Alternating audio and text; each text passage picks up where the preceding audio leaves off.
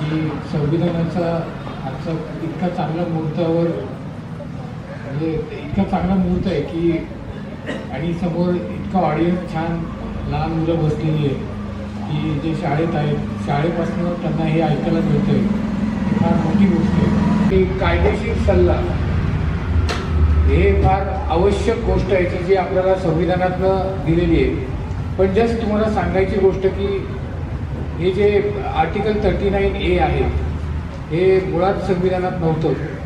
त्याची म्हणजे काय म्हणतो अमेंडमेंट करून 1976 साली 42व्या घटना दुरुस्तीनुसार 39A याचं त्याच्यामध्ये ॲडिशन करण्यात आलं की फ्री लिगल एड म्हणजे कायदेशीर सल्ला मोफत सल्ला केंद्र आणि हे सगळ्यांना कारण कोणालाही कोणी वंचित राहता कामा नये करून आमच्या संविधान सभेत आज दिनांक 26 नोव्हेंबर 1949 रोजी याद्वारे हे संविधान अंगीकृत आणि अधिनियमित करून स्वतः प्रत अर्पण करत आहोत. जय हिंद.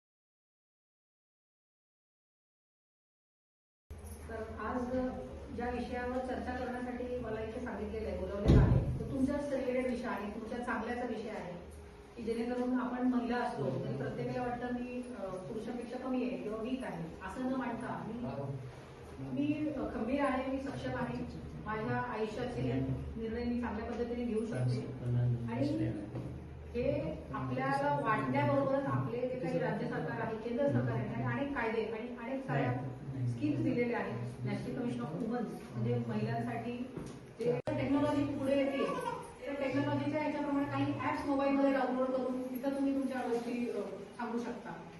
FIR पण ऑनलाईन होतं कंप्लेंट ऑनलाईन करू शकता. तर असं जेव्हा हे NCW जे आहे महिलांसाठी जे आयोग निर्माण केलेले आहे जसा तो केंद्रावर आहे तसं स्टेटवर पण आहे.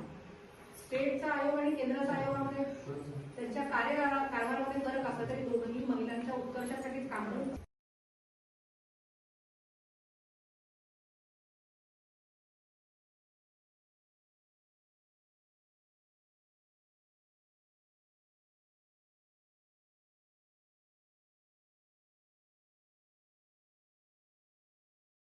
ज्या घरात ती महिला राहते तर ते तिचं स्वतःचं असू द्या किंवा तिच्या नवऱ्याचं असू द्या म्हणजे सासर असू द्या किंवा ते रेंटेड असू द्या म्हणजे भाड्याचं असू द्या काही फरक पडत नाही. जर ती त्या घरात राहत होती तर तिला त्या घरामध्ये राहायचा अधिकार भेटतो आणि त्या घराला आपण शेअर्ड हाऊसहोल्ड म्हणजे सामूहिक घर म्हणून आपण त्याला समजू शकतो.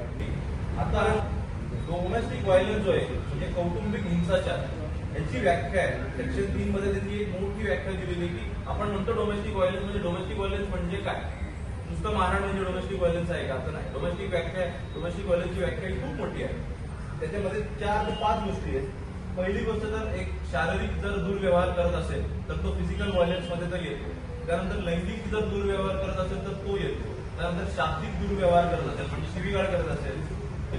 त्यानंतर आर्थिक दुर्व्यवहार जर असेल म्हणजे कामाला जाऊ देत नसेल किंवा पैसे पुरवत नसेल काही करून आर्थिक कोंडी जर होत असेल त्या महिलेची तर त्याला आपण आर्थिक दुर्व्यवहार असं म्हणतो. तर आपण एक डेफिनेशन बघूया यामध्ये काय. एक तर जसं मी बोललो की जर शारीरिकरित्या काय इजा पोचत असेल करत असेल तर तो तर पहिले यामध्ये कव्हर होऊन जातो. मारहाणची नुसती धमकी जरी देत असेल की मी मारेल तुला अशी धमकी जरी देत असेल तर तो पण आपण डोमेस्टिक व्हायलन्स मध्ये आपण पकडू शकतो. म्हणजे असं नेसेसरी असं जरुरी नाहीये की त्यांनी मारलंच पाहिजे त्यांनी हात उगारलाच पाहिजे. नुसती धमकी जरी देत असेल की मी तुला मारेल किंवा काही दमदाटी करत असेल तर तो पण आपण यामध्ये रेमिडियल ऑर्डर्स म्हणजे काय तर पहिले सेक्शन 18 मध्ये प्रोटेक्शन ऑर्डर आहे. प्रोटेक्शन ऑर्डर म्हणजे संरक्षण ऑर्डर. तर संरक्षण कशापासून करणार तर आता यामध्ये पण त्यांनी क्रायटेरिया दिलेले. तर संरक्षण म्हणजे जर घरगुती हिंसाचार होत असेल तर तो हिंसाचार थांबव अशी मॅजिस्ट्रेट ऑर्डर करतो.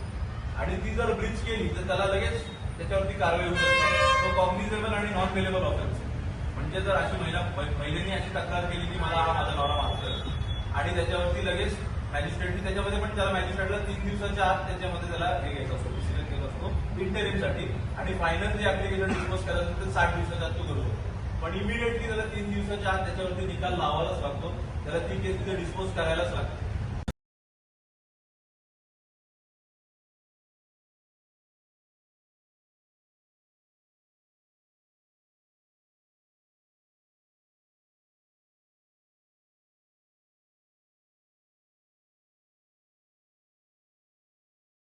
की तुम्हाला जर कुठल्याही गोष्टीसाठी मदत हवी असेल तर ती तुम्हाला मागावी लागेल.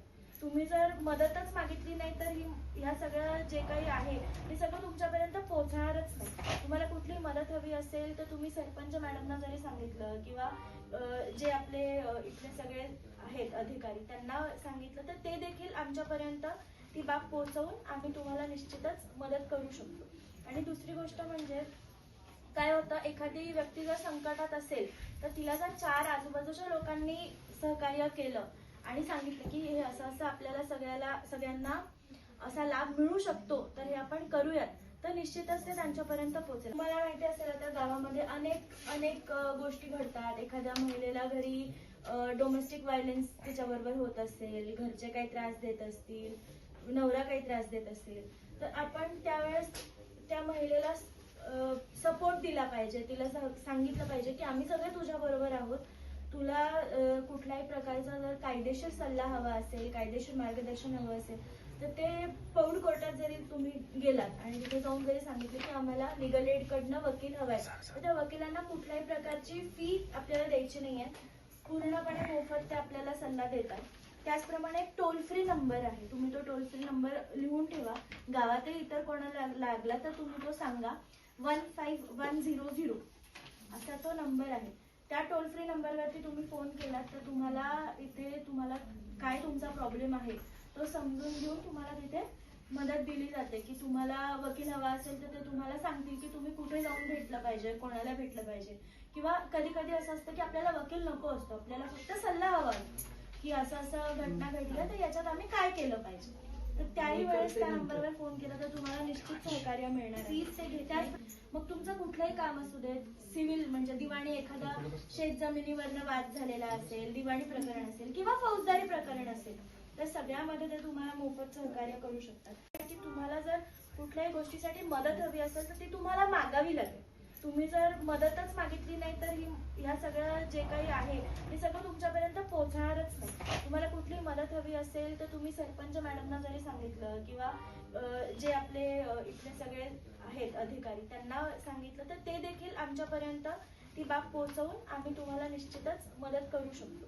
आणि दुसरी गोष्ट म्हणजे काय होतं, एखादी व्यक्ती जर संकटात असेल तर तिला जर 4 आजूबाजूच्या लोकांनी सहकार्य केलं आणि सांगितलं की हे असं असं आपल्याला सगळ्यांना असा लाभ मिळू शकतो तर हे आपण करूयात, तर निश्चितच ते त्यांच्यापर्यंत पोहोचेल. मला माहिती असेल आता गावामध्ये अनेक गोष्टी घडतात. एखाद्या महिलेला घरी डोमेस्टिक व्हायलन्स तिच्याबरोबर होत असेल, घरचे काही त्रास देत असतील, नवरा काही त्रास देत असेल, तर आपण त्यावेळेस त्या महिलेला सपोर्ट दिला पाहिजे. तिला सांगितलं पाहिजे की आम्ही सगळे तुझ्या बरोबर आहोत. तुला कुठल्याही प्रकारचा जर कायदेशीर सल्ला हवा असेल, कायदेशीर मार्गदर्शन हवं असेल, तर ते पौड कोर्टात जरी तुम्ही गेलात आणि तिथे जाऊन जरी सांगितलं की आम्हाला लिगल एड कडनं वकील हवाय, तर त्या वकिलांना कुठल्याही प्रकारची फी आपल्याला द्यायची नाहीये. पूर्णपणे मोफत ते आपल्याला सल्ला देतात. त्याचप्रमाणे एक टोल फ्री नंबर आहे. तुम्ही तो टोल फ्री नंबर लिहून ठेवा. गावातही इतर कोणाला लागला तर तुम्ही तो सांगा. 15100 असा तो नंबर आहे. त्या टोल फ्री नंबरवरती तुम्ही फोन केलात तर तुम्हाला काय तुमचा प्रॉब्लेम आहे तो समजून घेऊन तुम्हाला तिथे मदत दिली जाते. की तुम्हाला वकील हवा असेल तर ते तुम्हाला सांगतील की तुम्ही कुठे जाऊन भेटलं पाहिजे, कोणाला भेटलं पाहिजे. किंवा कधी कधी असं असतं की आपल्याला वकील नको असतो, आपल्याला फक्त सल्ला हवा की असं असं घटना घडलं तर याच्यात आम्ही काय केलं पाहिजे. तर त्याही वेळेस त्या नंबरवर फोन केला तर तुम्हाला निश्चित सहकार्य मिळणार. फीस ते घेतात. मग तुमचं कुठलंही काम असू दे, सिव्हिल म्हणजे दिवाणी, एखादा शेत जमिनीवरनं वाद झालेला असेल, दिवाणी प्रकरण असेल किंवा फौजदारी प्रकरण असेल, तर सगळ्यामध्ये ते तुम्हाला मोफत सहकार्य करू शकतात.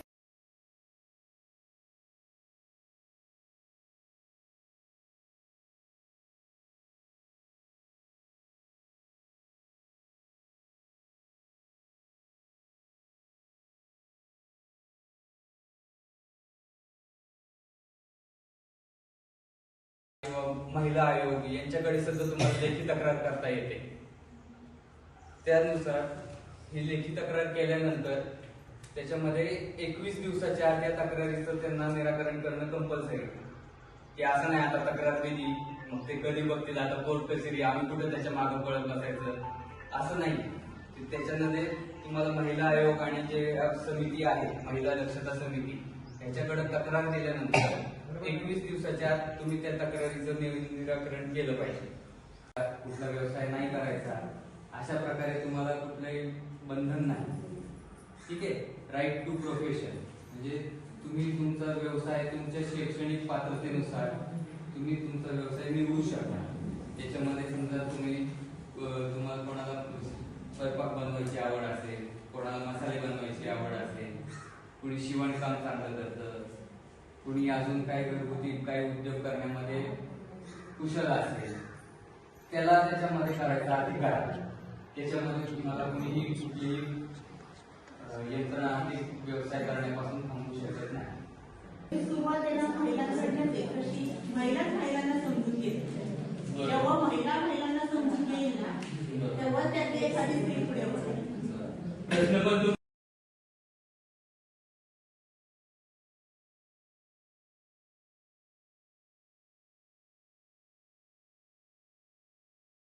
As we conclude the speed mentoring sessions under the 4th Professor V.S. Mallar Memorial Legal Aid Competition 2025-26, it has become clear that access to justice begins with awareness reaching the grassroots levels and bridging the gap between rights and remedies. At the conclusion of each session, feedback was taken from members and the data of the same has been attached in this report. The sessions had a tangible and lasting impact in strengthening the legal awareness and confidence of grassroots. Women and PRI members gained a clearer understanding of the rights and remedies available to them.